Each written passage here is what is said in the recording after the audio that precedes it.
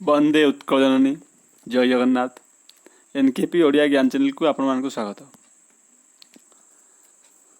UGC net preparation होता सब student मान आज तो वीडियो नहीं आसी कथित साहित्य बा लोक साहित्य जो विषय कि नेट एग्जाम रे बा जेआरएफ एग्जाम रे सब बेले बहुत क्वेश्चन आसे आउ बहुत स्टूडेंट यही भूल करती कि लोक साहित्य आम हाँ लोक साहित्य कौन पढ़ा लोक साहित्य तो आमर हो जो धारणा नहीं समस्ते जाती से बहुत भूल करके आसती।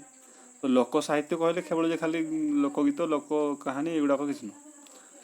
प्रथम बुझ लोक साहित्य कहले कौन लोक कहले कौन तापर आम लोक साहित्य जो आम जो अच्छी लोक साहित्य अध्ययन विभिन्न दिग तार तत्व तथ्य सबको आलोचना करिया। तो देख ये आम आलोचना करा लोक साहित्य लोक बा कथित साहित्य। तो कथित साहित्य आलोचना करने पूर्व देख जे वीडियो आलोचना कर घर रखुचे वीडियो को शेष पर्यंत देखिए लाइक शेयर कमेंट करने को जमार भूलें। जदि भल लगुच लाइक करेंगे सब्सक्राइब करेंगे चैनल जदि आप नुआ चैनल को सब्सक्राइब करेंगे। लोक साहित्य जो लोक शब्दटी कौन लोक शब्द हूँ जो मैंने आधुनिकता और शहरी जीवन ठारू निजको दूरे रखी क्यों आवाहमान कालू पारंपरिक कौलिक वृत्ति को आपणे जीवन निर्वाह करी आसुछंती से मानकु लोक कहुए। बुझिला जो मैंने आधुनिकतार स्पर्श ही पाई ना शहरी जीवन से बहुत दूर अच्छा को अनादि और आवाहमान काल से पारंपरिक कौशल पारंपरिक कौलिक वृत्ति को आपणे नहीं निज जीवन निर्वाह कर लोक कहुए। तो लोक साहित्य कौन ना जो साहित्य को महान विद्वान ठारू गंडमूर्ख पर्यंत समस्ते बुझीपारती ताहाकू लोक साहित्य कहुए। ओडिया भाषा रे विधिवत साहित्य लिखित हेबा बहु वर्ष पूर्वर अर्थात क्यों आवाहमान कालू ढगढमाली नीतिवचन कांदना कृषक गीत दली गीत नाना प्रकार लोक कहानी इत्यादि लोकमुखरे प्रचलित हो आसुथिबारु एसबू को मौखिक साहित्य बा लोक साहित्य भाव में ग्रहण करा जाए। यही साहित्यर अंकुरोद्गम पल्लीरु बा ग्रामरु होइथिबारु एहाकू पल्ली साहित्य बा लोक साहित्य बा ग्राम्य साहित्य मध्य कहा जाए। तो लोक संस्कृति कौन तो लोक संस्कृतिर इंग्राजी पारिभाषिक शब्द होची जे फॉल्कलोर। यही फॉल्कलोर शब्दटी डब्ल्यूजे थॉम्स 1846 ख्रीष्टाब्द रे चयन करथिले। क्वेश्चन आसीबो जे फॉल्कलोर शब्दटी किए चयन करथिले। यार आक्षरिक अर्थ है लोक ज्ञान बा आंग्लोसोक्रेटिक। तो फॉल्क शब्दटी संभवतः आंग्लो सेक्शन शब्द फोर शब्द आसी अछि। तो लोक संस्कृति होची मौखिक रीति रे बा प्रथा और चलनी माध्यम रे गढ़ी आसुथिबा उपादान एगुड़िक लोकगीत कहानी ना दिया प्रवाद प्रवचन बा मौखिक धारा रे प्रचलित अन्य उपादान होई पारे पारंपरिक पद्धति होई पारे पारंपरिक विश्वास मध्य होई पारे। अमेरिकार विशिष्ट तद्विद स्टीव थॉम्सन लोक संस्कृति को दुई भाग में विभक्त करती मौखिक लोक संस्कृति बा लोक साहित्य आ चलनी बा प्रैक्टिस। नृतत्वविद बास्कम लोक साहित्य को भारबाल आर्ट बोली कहते। बहुत टाइम ये क्वेश्चन पड़ी नेट एग्जाम रे जेआरएफ एग्जाम भाई भाई पचार जे जो बास्कम माने लोक साहित्य को भारबाल आर्ट किए कहते उत्तर हम बास्कम। लोक संस्कृतिर विभव बा परिसर व्यापक लोक संस्कृतिर विभिन्न विभाग मध्यरु मौखिक लोक संस्कृति ही लोक साहित्य। बुझिला तो लोक संस्कृति गोटे माक्रो ये हूँ लोक साहित्य गोटे माइक्रो तार गोटे पार्ट लोक संस्कृतिर विभिन्न विभाग मध्यरु मौखिक लोक संस्कृति ही लोक साहित्य। तो लोक साहित्य लोक संस्कृतिर एक अंश विशेष मात्र यह समग्र जनसमाजर साहित्य। मेटा फॉकलोर कौन देख लोक साहित्य बेले बेले मौखिक परंपरार से संपर्कित समालोचना मत बा मंतव्य देखा जाए।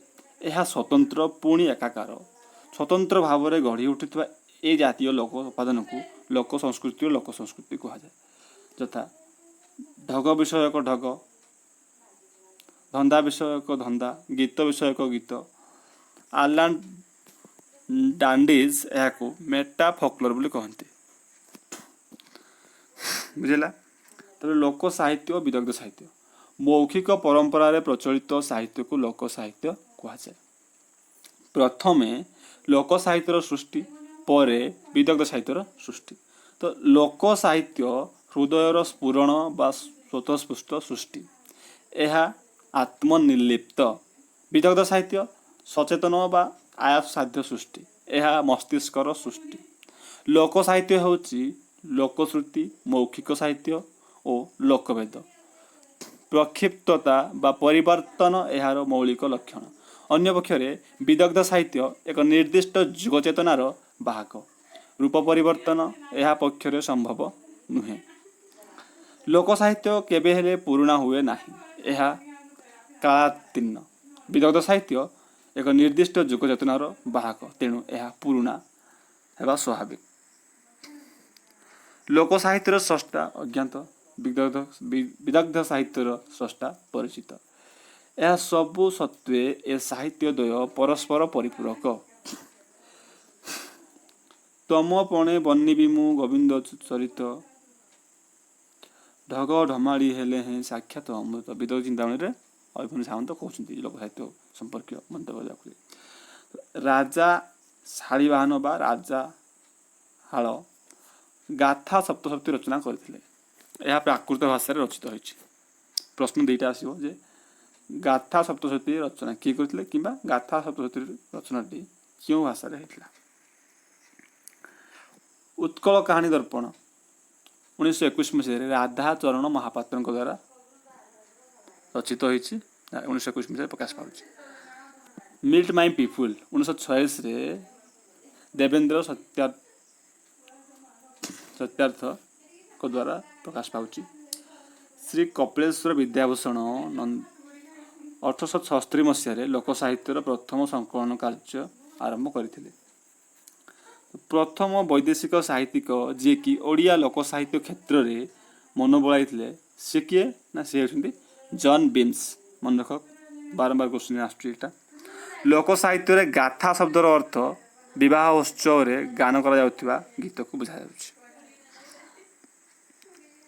बौद्ध जुगरे बहु लोकगल्प जातक नाम संकलित होता। बौद्ध साहित्य लोकगल्प गुड़ी को कौन कह जाए ना उत्तर हम जातक।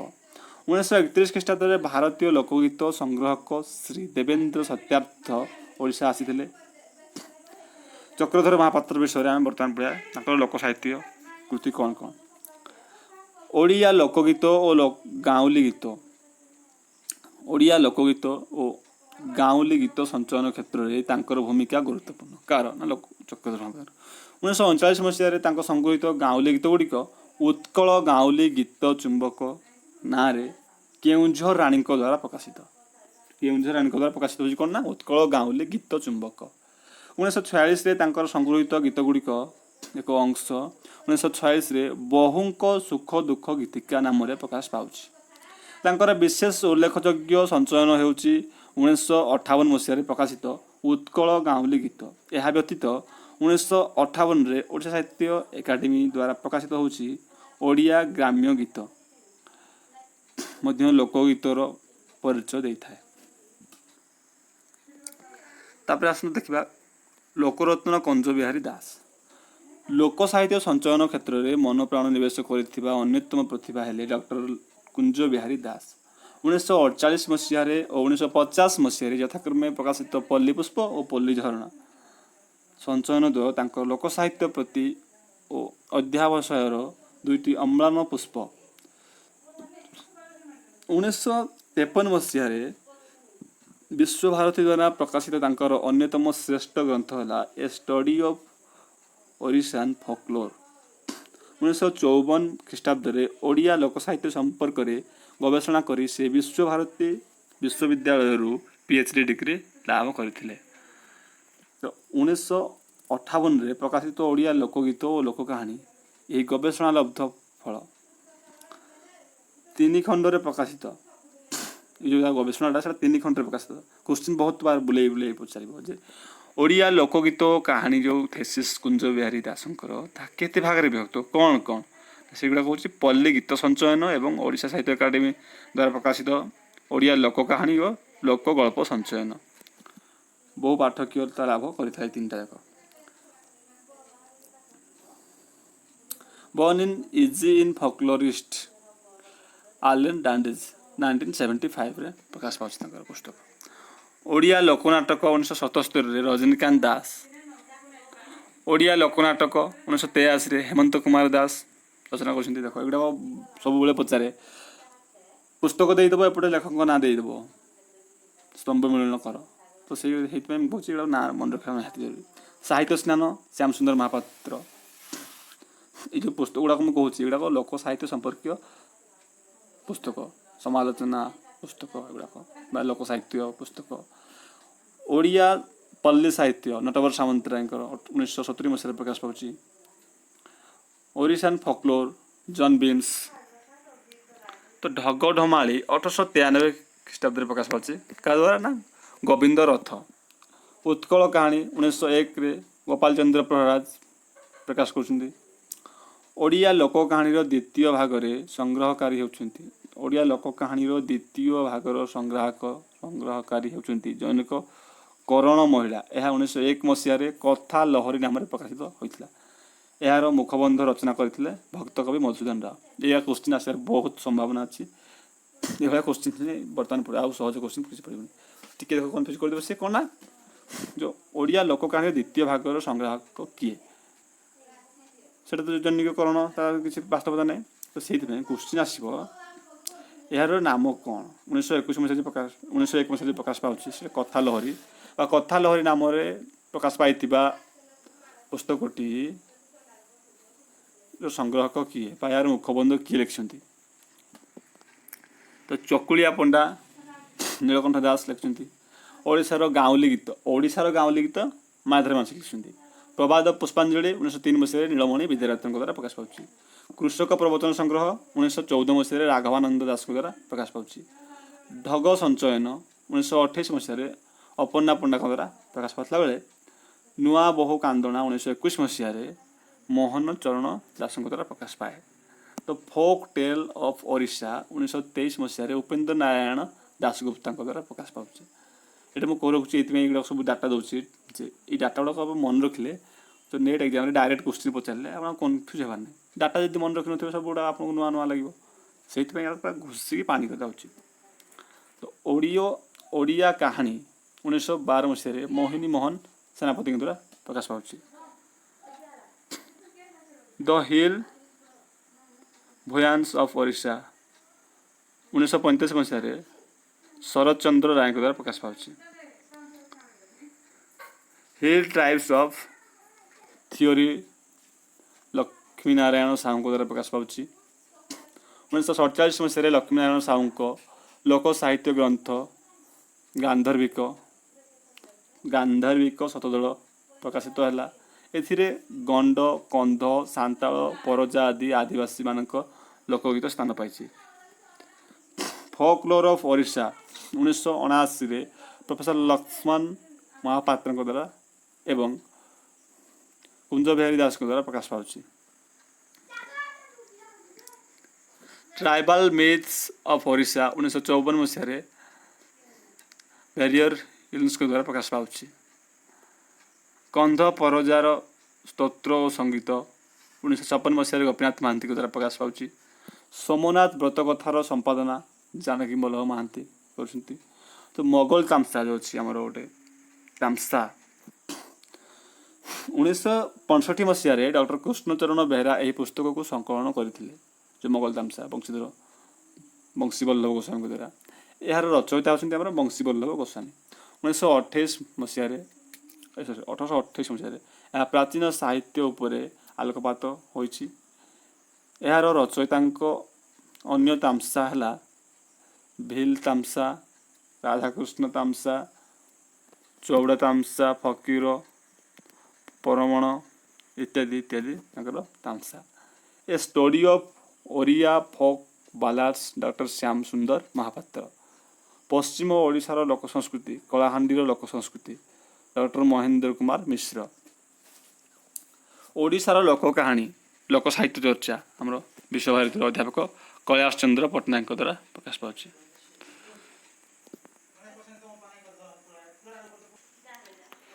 ये छोट भिडटी लोक साहित्य संपर्कित किंचित सूचना। लोक साहित्य कहले कौन, लोक संस्कृति कौन, लोक कौन, लोक साहित्य संपर्कित गुड़िक पुस्तक ना आ मेटा फोकलोर क्या कहुए एमती आम गुड़ाए संपर्क आलोचना कले।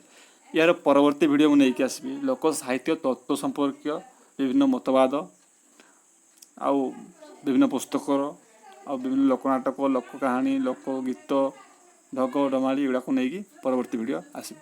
तो वीडियोटी केमती लगे निहाती मतामत जन फीडबैक रे कमेंट बॉक्स रे। भल लगे समस्त शेयर करेंगे, शेयर लाइक करेंगे भूलें। परवर्ती वीडियो विदा नौची। नमस्कार।